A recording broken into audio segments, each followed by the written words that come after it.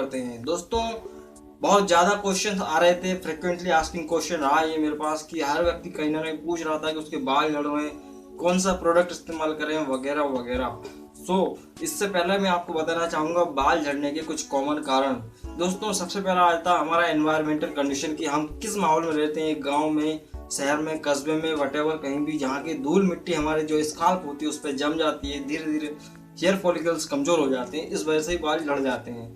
Second thing दोस्तों ये होती है कि विटामिन बी की अगर कमी होती है यहाँ पे बाल झड़ना शुरू हो जाते हैं। विटामिन ए की ज़्यादा होना भी बहुत नुकसानदायक होता है। कई बार क्या होता है कि लोग विटामिन लेने के चक्कर में विटामिन ए ज़्यादा मात्रा में लेते हैं, तो इस वजह से क्या होता है कि विटामिन ए की ज़्यादा मौजूदगी से भी बाल झड़ने लगते हैं। थर्ड थिंग दोस्तों यहाँ पे कुछ बीमारियां हैं जैसे कि डायबिटीज़ हो सकती है, किसी को अगर थायराइड की प्रॉब्लम है तो उसकी जाहिर सी बात है उसको बाल झड़ना शुरू हो जाते हैं। प्रेगनेंसी में अधिकतर ये देखा जाता है कि जो प्रेगनेंसी एक प्रकार से इंजरी ही है, तो महिला जो है बहुत ज़्यादा वीक हो जाती है, बहुत ज़्यादा कमज़ोर हो जाती है, इस वजह से भी उसके बाल झड़ना शुरू हो जाते हैं, तो वो अलग चीज़ है।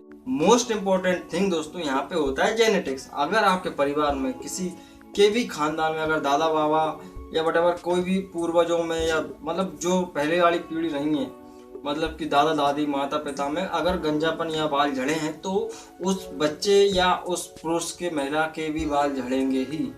और यहाँ पे एक चीज़ बताना चाहूँगा, यहाँ पे कोई प्रोडक्ट काम नहीं करता। अगर बाल झड़ना हेयर फॉल अगर जेनेटिकल है तो मैं बाल के बारे में कुछ बताना चाहूँगा। दोस्तों बाल का प्रोडक्शन मतलब कि हेयर प्रोडक्शन कैसे होता है। दोस्तों 3 फेज में हेयर प्रोडक्शन होता है। पहला होता है एनाजन फेज, सेकेंड होता है कैटाजन फेज और थर्ड होता है टेलोजन फेज। एनाजन फेज मतलब कि जड़, जहाँ पे फॉलिकल्स के अंदर जो बाल की रूट है जहाँ पे बाल बनना शुरू होता है। दूसरा होता है एनाजन के बाद होता है कैटाजन फेज, जहाँ पे बाल का जो मिड वाला भाग रहता है, मतलब कि बाहरी और जड़ के बीच का भाग। और होता है टेलोजन फेज, मतलब कि ये बिल्कुल बाहरी पार्ट होता है जो कि झड़कर गिर जाता है। आप अंदाजा लगा सकते हैं कि जो बाल झड़ के गिर रहा है मतलब कि टेलोजन फेज का, एक प्रकार से ये प्रोडक्शन का ही एक भाग है।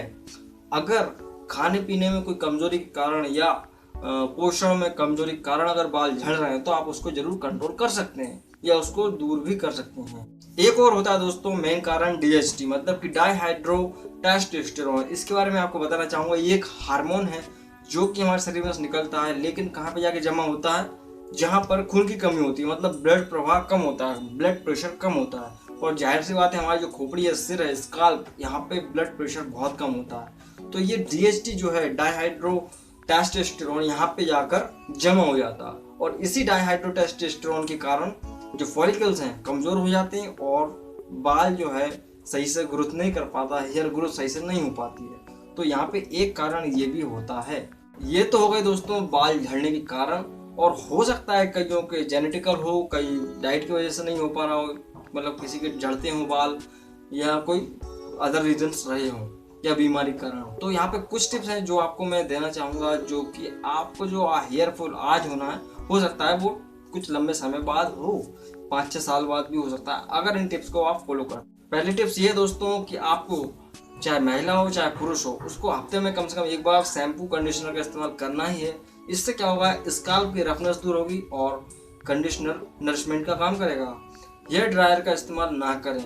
हेयर ड्रायर्स की जो हीट होती है बाल के जो हेयर्स के फॉलिकल्स को नष्ट कर देती है, इस तरह से बाल वीक हो जाते हैं, झड़ने लगते हैं। अवॉइड द केमिकल सब्सटेंसेस, मतलब कि आपको कोई भी केमिकल वाला पदार्थ या कोई भी केमिकल लिक्विड नहीं लगाना है बालों में। जैसे कि होता है मेहंदी वगैरह आती हैं जो लोग कलर करवाते हैं, तो वो क्या होता है स्काल्प पे आके बैठ जाता है और वहाँ से जो है रूट्स कमज़ोर हो जाते हैं। तो इस तरह से आपको ये चीज़ें नहीं करनी है। साथ ही अगर हो सके तो आप मसाज जरूर करें। मसाज करने से होगा क्या कि जो आपका स्काल्प के अंदर ब्लड प्रेशर कम है वहाँ पर ब्लड प्रेशर मेंटेन होगा और डीएचटी भी कम होगा साथ में, और ब्लड मिलने के कारण हेयर ग्रोथ भी अच्छी होगी।